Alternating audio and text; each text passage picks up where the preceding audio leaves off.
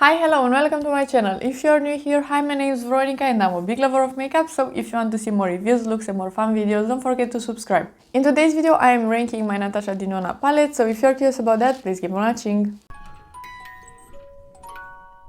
Okay, so first things first, if you're curious about this look, I did film it. It is the first impression of the Nimya palette, so I will link it down below because it should be already live. And I am filming this in December, but you are probably seeing this in January. So Happy New Year! And we have 6 palettes to rank today. You know that Natasha Denona is one of my favorites, at least when it comes to eyeshadows. I love other stuff from her, but eyeshadows is the main thing that I love. And we have 6 palettes, so let's start with the number 6. In the last place, I have the mini E.L.F. This palette is very good quality, but I just don't reach for it. It is a pink color story. It is very beautiful. This first shade in here, it is so stunning and pigmented. It's a more flaky shade and it's so beautiful. But I don't love these 2 shimmers in here. They are good quality, so it's nothing wrong with the quality.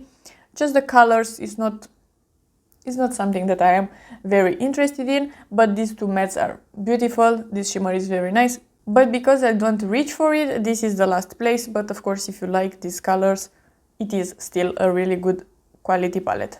At number 5, I do have the Coral palette. This palette is larger, as you can see. These are the minis. These are larger pens, which I don't prefer because I don't need a lot of product, but I like that this palette has holes in the back, so you can remove these shadows and rearrange them. But sadly, I don't have any other palette with this pen size, so yeah, for me it's not that great. But I really like this color story, and the palette is still pretty compact, so this is a really nice one. And if you want to try something a bit more colorful, I think this is a great idea. You get these 2 more neutrally shade, if you can consider a peach a neutral, but in my eyes it is, but I am realizing that that is not for everybody. But you can use these 2 shades in here and you get a more neutrally, more springy look, and I think it is very beautiful. And of course, you can just intensify the peach with this red. This red is so beautiful, I really love it. And then you have a shimmery red, and this one that is more like a topper, and this one on top of the red, it looks absolutely beautiful. I really like this palette and it is very good quality as well. In the 4th spot, we have the Pastel palette, and this is actually my first midi palette. It is so beautiful. It's not my favorite pastel palette, I prefer the BH Cosmetics one, but this is really good quality and it is very beautiful. And I love that you can rearrange the shadows, you can just pop them out and create other palettes with other Natasha Denona midi palettes, which is great. I really love that. And if you saw my palette creation for 2022, you know that I used Natasha Denona a lot of times, and this is a really nice palette. And these shimmers in here are very beautiful. The mattes, some of them are a bit hit and miss. For example, this Bora shade, I do consider it a dud, and this Feather shade as well. It is in here just to put it on top of tulle. This is the cream to powder, so you can intensify it or just set it in place with Feather, but Feather on its own is just pretty powdery and not that pigmented. I understand that it is a pastel, but still, it's not that impressive. So these 2 are not really great. Zest is amazing, Bubble is amazing, and Tulle is really amazing. These are cream to powders, airy. It is similar to Feather, it's just in here to put on top of Bubble.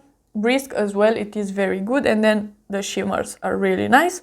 But for Natasha Denona and for the price and everything, I don't think this is the best color story that she could have done.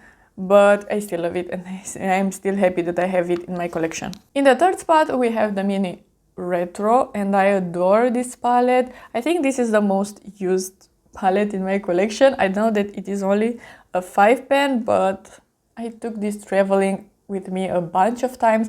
It is so good, and this color story is insane. And that's the reason it is on top of a midi palette, because of course this has a lot more variety, but this is so well done. It is unbelievable. You have these two shades that are a bit more colorful, but they are just so toned down, and it is like a green mixed with a gray, but they don't look ashy on the eyes. They look incredible, and this shimmer in here, it's insane. It is so multidimensional and so shimmery and so glimmery and everything. I love this palette. It is very, very good. And sadly, I think that Natasha Denona failed a bit to create the midi palette for this one, because the midi retro is nothing like this one, but it is a good palette from what I heard. But the newer palette, the retro glam, that it is an extension of this one, I feel like it's a literal extension. She just took the idea from this palette and just put a bunch of other shades, and I think I don't like that. So if you want something with more neutrally greens and pinks, I do recommend this one. It is a good 5-pan palette in my opinion, and that extension I don't think it's needed. In number 2 we have my dream palette, and this is a more neutral palette, but with a twist. You get some purples in here and this multi-chrome that is very, very good. I really like this one. But I would have liked for this palette to have a matte purple, because these both are cream to powders and they are not similar on the eyes, but I would have liked for a normal matte purple as well, just to help with blending and building. But I do really like this palette. It is very good quality, and this shade Invention in here, it's a beautiful orangey shade. I really like it. This shimmer as well, Babies as well, it is very good. Nurture as well, it is a matte, but it is a more neutral to cool tone matte, and it is very beautiful on the eyes. I do really like this palette, but one matte purple would be amazing in here. And of course the number 1, it is the Metropolis palette. I don't know when this palette will be dethroned. I just love it so much. I am so happy that I own it. And this palette was discontinued, it came back, it was discontinued again.